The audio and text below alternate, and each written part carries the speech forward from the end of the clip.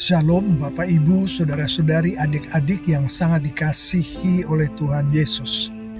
Nas yang akan kita renungkan kali ini adalah dari Kejadian 11 ayat 1 sampai ayat 9. Adapun tema yang akan kita renungkan dari nas ini adalah mewaspadai keangkuhan manusia. Mari kita mulai renungan kita ini dengan kita bersama-sama secara seksama membaca nas kita kali ini sebagaimana terpampang di layar di hadapan kita. Silakan. Selanjutnya, mari kita renungkan keangkuhan manusia sebagaimana di Kejadian 11 ayat 1 sampai ayat 9. Ayat 3. Mereka berkata seorang kepada yang lain, "Ayo kita membuat batu bata dan membakarnya sampai keras." Demikianlah mereka mempunyai batu bata untuk batu rumah dan ter untuk bahan perekatnya. Secara tersurat dan tersirat menunjukkan kepada kita bahwa manusia di waktu itu berhasil membuat materi bangunan yang lebih baik dari materi bangunan yang dipakai sebelumnya. Sebelumnya, berdasarkan penafsiran yang ada, mereka memakai materi bangunan berupa batu. Kemudian di saat itu, mereka berhasil membuat materi bangunan berupa batu bata yang jauh lebih baik daripada batu untuk dipakai membuat bangunan. Batu Tuhanlah yang membuatnya. Batu bata manusia dengan teknologinya lah yang membuatnya. Demikianlah pada saat itu manusia merasa mereka sanggup membuat sesuatu yang lebih baik dari yang dibuat oleh Tuhan. Manusia merasa lebih hebat dari Tuhan. Bagaimanapun juga ekspresi yang disampaikan melalui ayat-ayat firman Tuhan di Kejadian 11 ini, baik secara tidak langsung maupun langsung, yaitu mengenai manusia lebih hebat dari Tuhan. Nas kita menunjukkan bahwa Tuhan tidak berkenan atas sikap yang ditunjukkan oleh manusia pada saat itu, yang perwujudannya dapat kita baca dari ayat-ayat di nas kita ini. Apa yang terjadi di nas kita ini, yaitu yang secara langsung maupun tidak langsung ditunjukkan oleh manusia, ditafsirkan sebagai keangkuhan manusia. Ayat 4, kata mereka, "Mari kita mendirikan kota dengan sebuah menara yang puncaknya sampai ke langit, supaya kita termasyhur dan tidak tercerai-berai di seluruh bumi." Secara tersurat dan tersirat menunjukkan kepada kita bahwa tujuan manusia mendirikan kota adalah supaya manusia itu tidak tercerai-berai di seluruh bumi, yang ditafsirkan sebagai supaya manusia itu tidak menyebar ke seluruh bumi. Sementara firman Tuhan di Kejadian 1 ayat 28 menyatakan, "Lalu Allah memberkati mereka.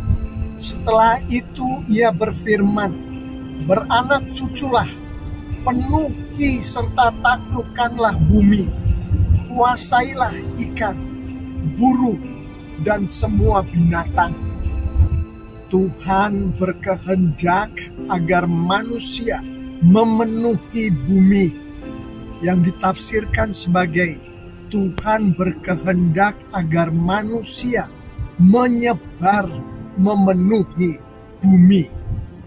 Firman Tuhan di Kejadian 9 ayat 1. Allah memberkati Nuh serta putra-putranya, dan ia berfirman kepada mereka, beranak cuculah dan penuhilah bumi. Yang ditafsirkan sebagai Tuhan menghendaki manusia untuk menyebar memenuhi bumi.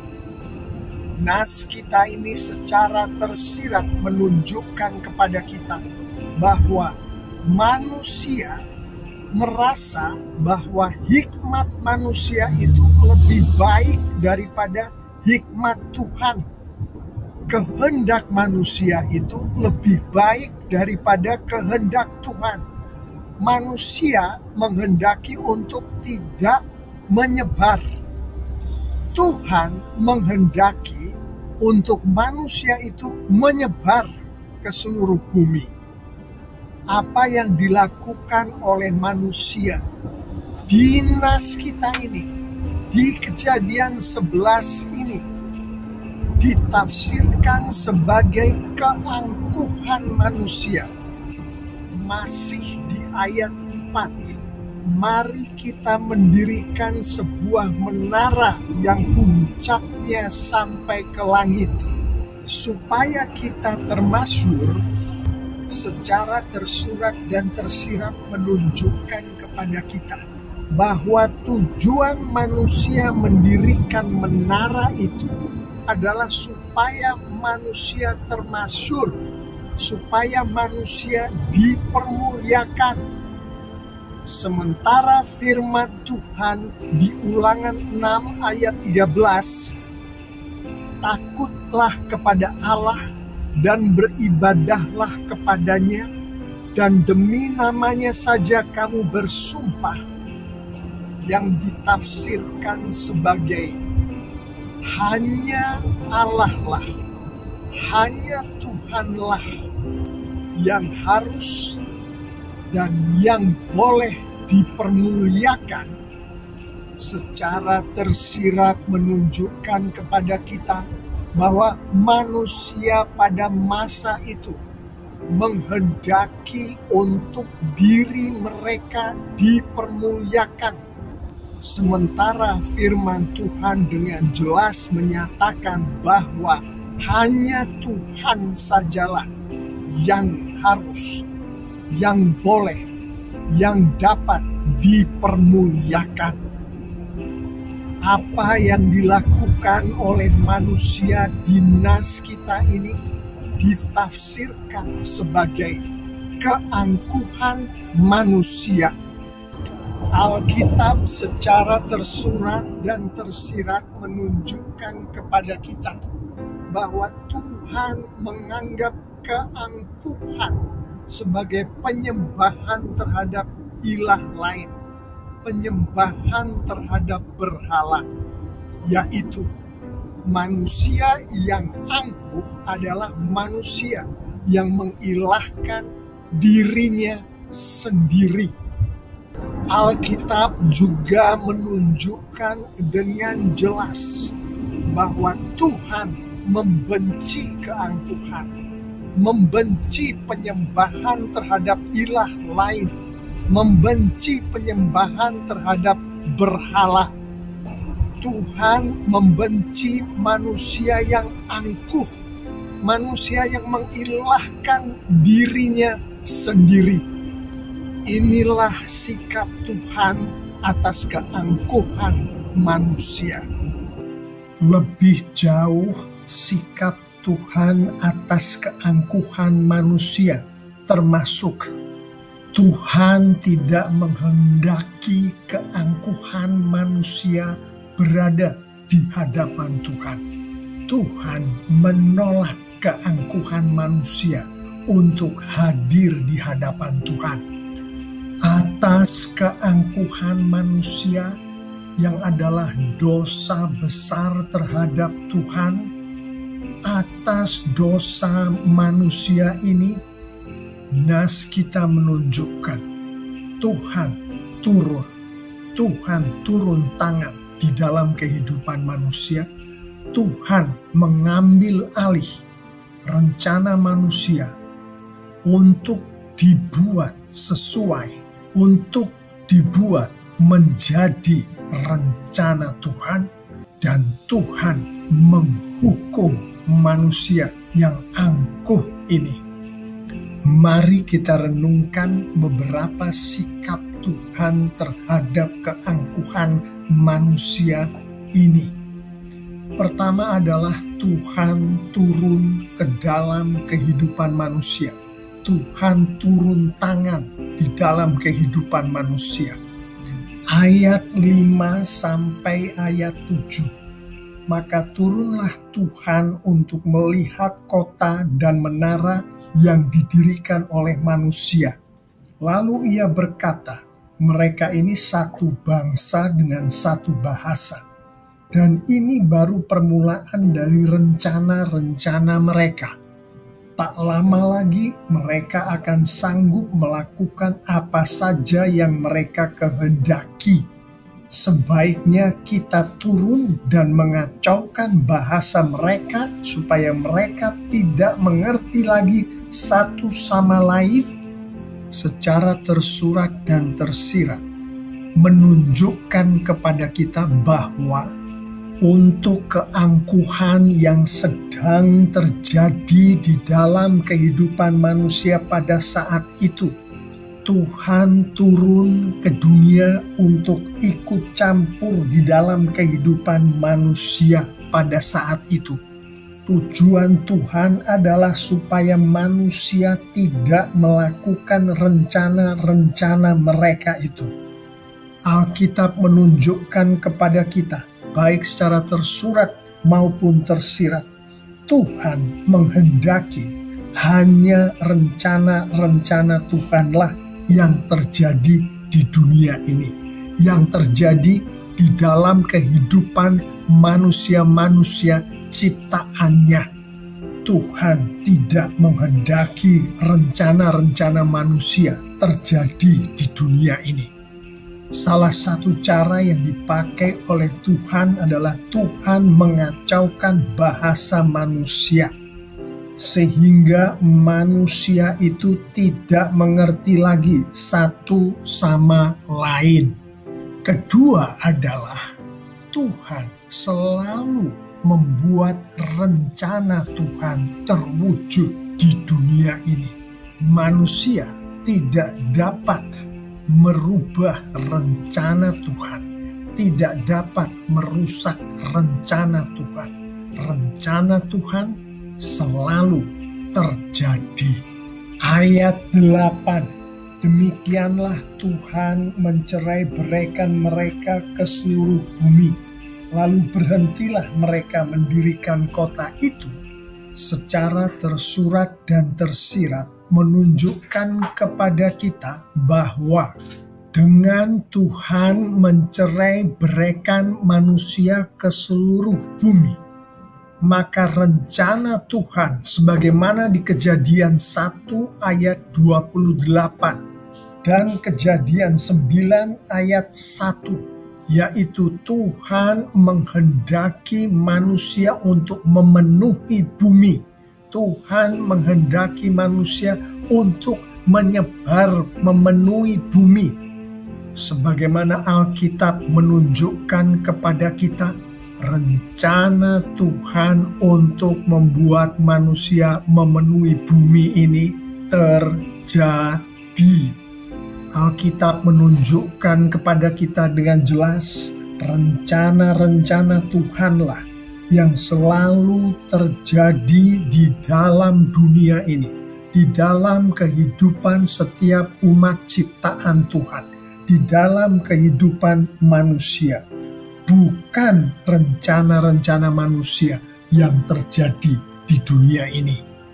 Ayat 8 ini secara tersurat dan tersirat juga menunjukkan kepada kita bahwa dengan Tuhan menghentikan manusia-manusia itu untuk mendirikan kota itu, rencana Tuhan sebagaimana di Ulangan 6 ayat 13 yaitu manusia harus hanya memuliakan, hanya menyembah Tuhan saja terjadi.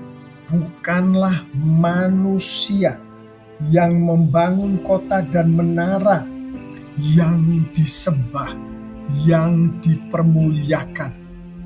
Namun hanya Tuhan sajalah yang boleh, yang layak, yang dapat dipermuliakan, disembah oleh manusia.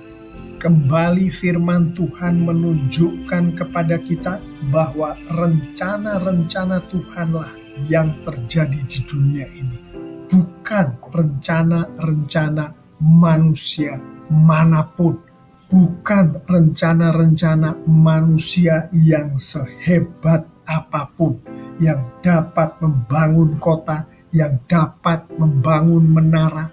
Bukan. Hanya rencana Tuhanlah yang terjadi di dunia ini. Ketiga adalah Tuhan pasti menghukum keangkuhan.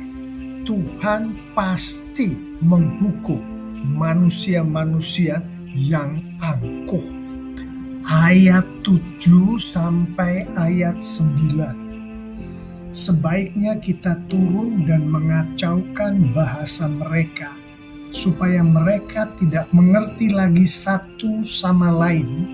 Demikianlah Tuhan mencerai-beraikan mereka ke seluruh bumi, lalu berhentilah mereka mendirikan kota itu. Sebab itu kota itu diberi nama Babel, karena di situ Tuhan mengacaukan bahasa semua bangsa, dan dari situ mereka dicerai-beraikan oleh Tuhan ke seluruh bumi. Secara tersurat dan tersirat menunjukkan kepada kita bahwa Tuhan menghukum keangkuhan. Tuhan menghukum manusia-manusia yang angkuh dengan cara Tuhan menggagalkan rencana-rencana manusia itu. Hukuman Tuhan sebagaimana dinas kita kali ini, termasuk Tuhan mengacaukan bahasa mereka. Tuhan membuat mereka tidak mengerti satu sama lain. Tuhan mencerai-beraikan manusia, mencerai-beraikan mereka ke seluruh bumi.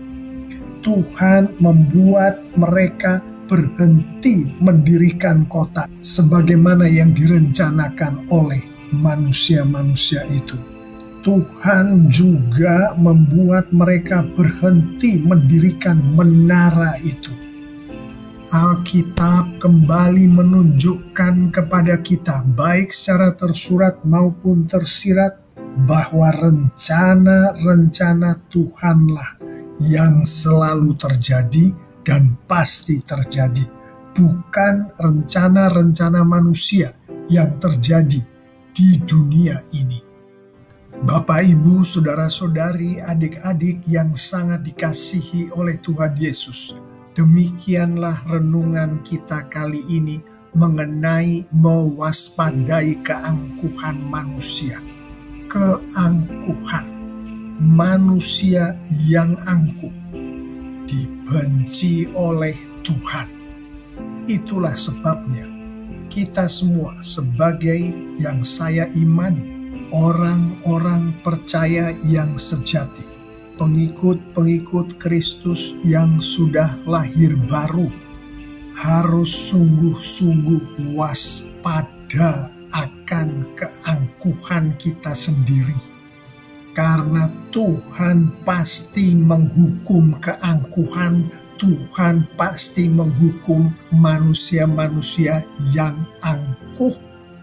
Selanjutnya saya mengajak kita semua untuk menutup renungan kita kali ini dengan kita bersama-sama merenungkan beberapa poin penutup berikut.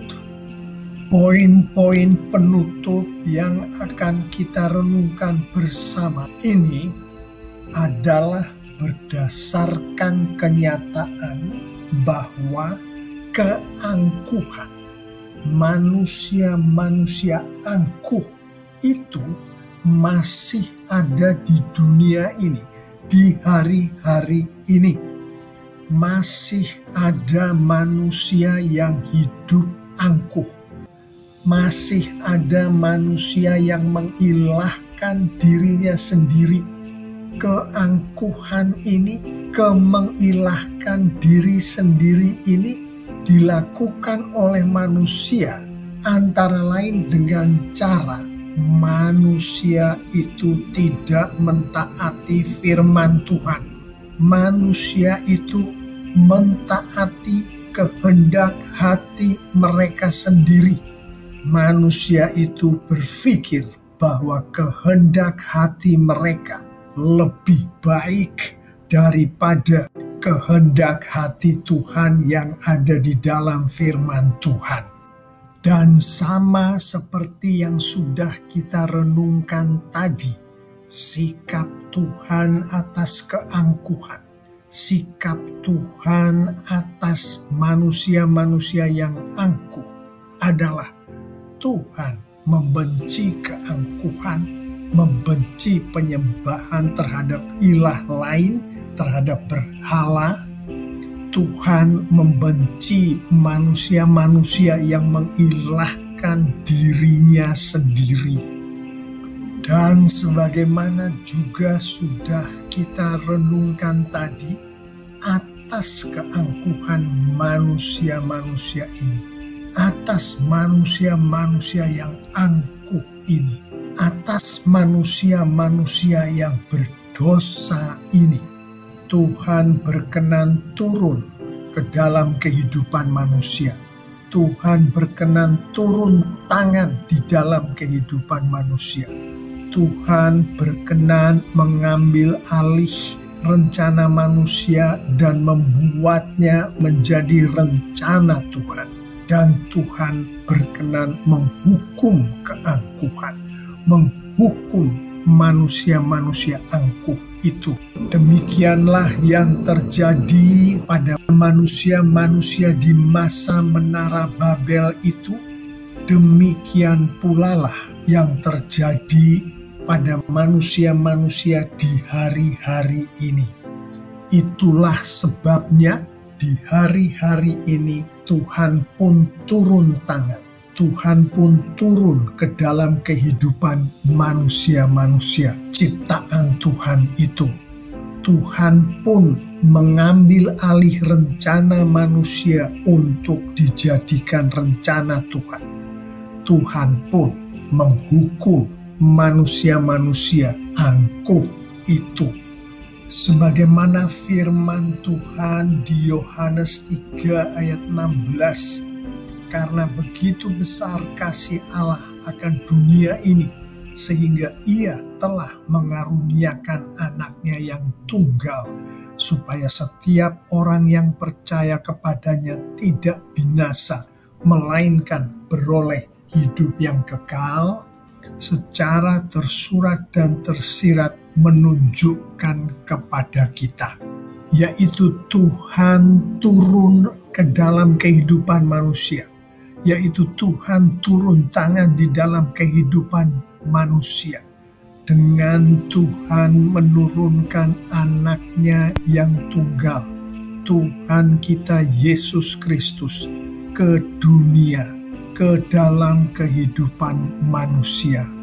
Ayat 16 ini juga menunjukkan kepada kita rencana Tuhan yang adalah supaya setiap orang yang percaya kepadanya, kepada anaknya yang tunggal, tidak binasa, melainkan beroleh hidup kekal. Rencana Tuhan yang adalah Tuhan berkenan menyelamatkan manusia.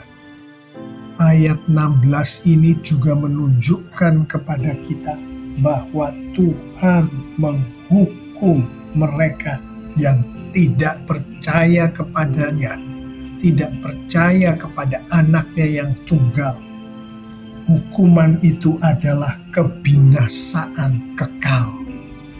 Demikianlah Tuhan turun ke dalam kehidupan manusia. Demikianlah Tuhan membuat rencana Tuhan terjadi di dalam kehidupan manusia. Demikianlah Tuhan menghukum setiap manusia yang tidak percaya kepadanya, tidak percaya kepada anaknya yang tunggal. Merenungkan lebih jauh akan Yohanes 3 ayat 16 ini, secara tersurat kita mengetahui bahwa mendasari Tuhan turun ke dalam kehidupan manusia, mendasari Tuhan membuat rencana Tuhan terjadi di atas rencana manusia yang manapun juga. Mendasari Tuhan menghukum manusia yang berdosa kepada Tuhan adalah kasih Tuhan yang begitu besar akan manusia. Kasih Tuhan yang begitu besar akan dunia ini. Itulah yang ditunjukkan oleh Alkitab. Itulah yang ditunjukkan oleh firman Tuhan, yaitu Tuhan berkenan untuk selalu mengasihi dunia ini, selalu mengasihi manusia-manusia ciptaannya ini. Bahkan pada masa Kejadian 11 pun, atas keangkuhan manusia, atas dosa manusia terhadap Tuhan, Tuhan masih menunjukkan kasih-Nya kepada manusia-manusia itu. Bisakah kita bayangkan sekiranya pada saat manusia di masa Kejadian 11 itu, pada saat mereka sedang membangun menara Babel, Tuhan tidak turun ke dalam kehidupan manusia itu. Tuhan tidak membuat rencana manusia itu menjadi rencana Tuhan, menjadi seperti rencana Tuhan. Tuhan tidak menghukum manusia itu pada saat mereka melakukan dosa dengan membangun menara Babel itu. Dapatkah kita bayangkan apa yang terjadi pada manusia-manusia itu jika Tuhan tidak melakukan semua itu sebagaimana yang ada di Kejadian 11 yang adalah nas kita itu? Artinya, apa yang Tuhan lakukan kepada manusia-manusia itu di masa Kejadian 11 itu, di masa menara Babel itu, adalah karena Tuhan masih menunjukkan kasih-Nya kepada manusia-manusia ciptaannya.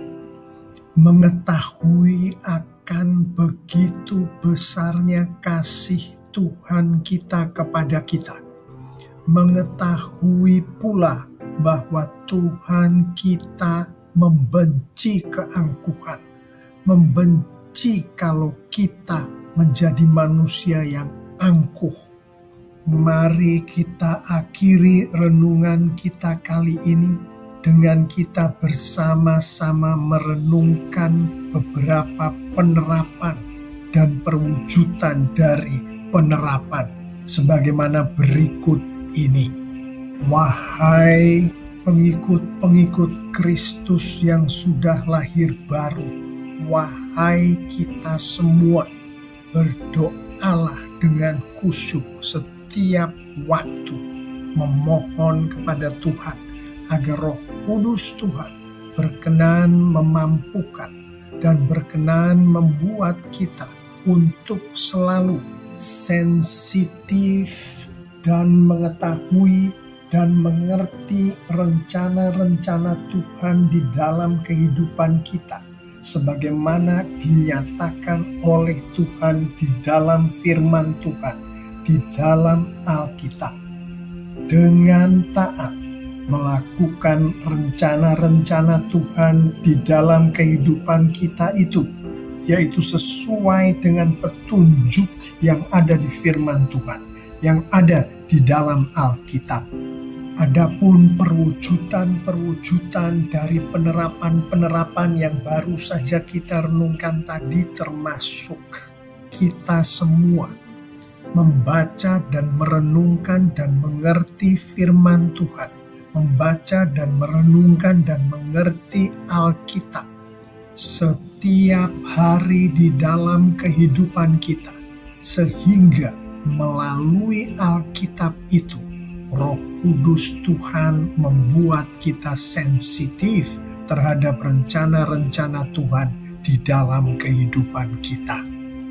Termasuk atas urapan dari Roh Kudus Tuhan dan atas karya dari Roh Kudus Tuhan di dalam kita dengan taat melakukan rencana-rencana Tuhan yang dinyatakan oleh Tuhan melalui panggilan Tuhan di dalam kehidupan kita, termasuk kita menghidupi kehidupan yang rendah hati, kehidupan yang tidak angkuh, yaitu termasuk kehidupan di mana kita menghormati Tuhan dan menghormati sesama manusia. Kehidupan di mana kita mendahulukan Tuhan dan mendahulukan sesama manusia. Saya mengimani jika kita semua menghidupi firman Tuhan yang baru saja kita renungkan ini, lengkap dengan penerapan-penerapan dan perwujudan-perwujudan dari penerapan-penerapan firman Tuhan ini di dalam kehidupan kita waktu lepas waktu, maka Tuhan kita, Tuhan Yesus kita semakin dipermuliakan dengan luar biasa. Amin. Untuk renungan-renungan yang fungsinya adalah mendukung, memperjelas, memperdalam renungan kita kali ini, saya mengajak kita semua untuk mengunjungi channel YouTube ISM NBC sebagaimana terpampang di layar di hadapan kita. Silahkan